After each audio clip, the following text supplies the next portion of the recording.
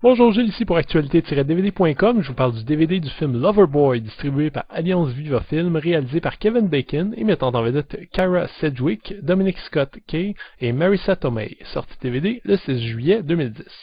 Emily est une jeune mère qui a vécu une enfance difficile et qui s'est fixée comme seul objectif dans la vie d'avoir un enfant et de l'élever seule, sans amour pour un mari, sans famille pour la distraire. Son fils grandit donc dans une espèce de bulle, isolé de la vie extérieure par l'affection envahissante de sa mère, mais rapidement il manifeste le besoin de rencontrer d'autres personnes au grand désespoir d'Emily. Mais que voilà un film déplaisant.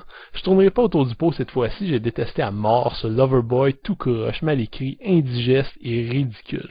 En lisant les noms qui ont travaillé sur le projet, on se demande bien pourquoi. Le casting est blindé de grands noms et d'acteurs qui ont déjà offert des performances solides, comme Kevin Bacon, Oliver Platt, Matt Dillon ou Sandra Bullock. Et le film est réalisé par Kevin Bacon lui-même, qui n'a pas un grand bagage en tant que réalisateur, mais qui a quand même tourné aux côtés de metteurs en scène prestigieux comme Oliver Stone, Clint Eastwood ou Paul Verhoeven. Qu'est-ce qui a autant foiré alors? Eh bien, je peux envisager quelques explications, mais la plus importante selon moi, c'est que le personnage principal de la mère est absolument repoussant. Quand le héros d'un film est déviant, c'est toujours une bonne chose d'offrir au spectateur au moins 2 ou 3 pistes lui permettant de s'attacher. Par exemple, même un monstre criminel comme Tony Montana dans Scarface restait intéressant et attachant, grâce à la performance de Al Pacino et certaines scènes qui le rendaient humain. Dans Loverboy, rien de ça. Emily est une psychopathe complète qui dit aimer son garçon, mais qui agit davantage en fonction de ses propres besoins. C'est une égoïste absolue, incapable de prendre en compte les sentiments et les besoins des autres, et encore moins de son propre enfant. Passer 1 heure et demie en sa compagnie devient rapidement un véritable calvaire durant lequel on n'a qu'une seule envie, donner une bonne gifle à cette mère indigne. Le Tideland de Terry Gilliam parlait un peu d'une histoire à peu près similaire, mais le génie de Gilliam avait été de centrer son film autour de l'enfant, et non du parent incompétent.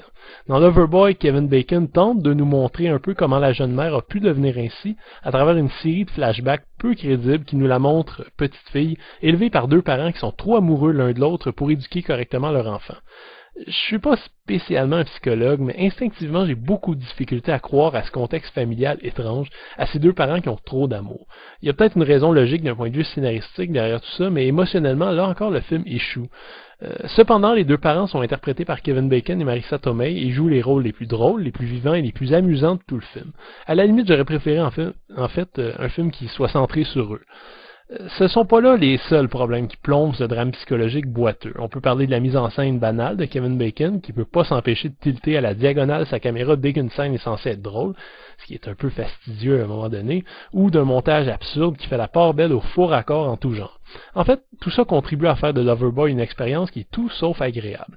Et c'est dommage, puisque l'interprétation, particulièrement celle du couple mère-fils, interprété par Kyra Sedgwick et Dominic Scott Kay, est quant à elle fort valable. Le DVD est présenté en 1:78 anamorphique avec 2 pistes audio en anglais 5.1 et en anglais 2.0, aucun sous-titre. Le seul bonus ici est la piste de commentaires du réalisateur. Connaissant un peu le ton morose qui emprunte régulièrement en entrevue, je m'attendais à rien, mais finalement Kevin Bacon parle de façon honnête, non sans un certain humour, de tous les aspects du film, de la pré-production au choix des acteurs puis du tournage avec une abondance d'anecdotes, parfois très drôles. Je comprends toujours pas certains choix douteux qui ont été faits dans ce film, mais cette piste permet au moins de se réconcilier un peu avec le réalisateur et de croire en sa sincérité. Je passerai pas par 4 chemins, j'ai détesté au plus haut point ce Loverboy. C'est un drame psychologique au sujet aussi sensationnaliste que délicat, et malheureusement le traitement adopté ici manque de subtilité et d'humanité. Kevin Bacon propose une mise en scène moyenne, soutenant un récit qui n'arrive pas un instant à garder l'intérêt, la faute en grande partie à un personnage principal ignoble et une caractérisation minimale. Je recommanderais pas à grand monde. Peut-être aux étudiants en psychologie, en fait, pour qu'ils puissent analyser la psychose de l'héroïne et juger de la validité des causes décrites ici. Mais dans l'ensemble, c'est pas un film qui est réussi du tout. C'était Gilles. Merci. Bon visionnement.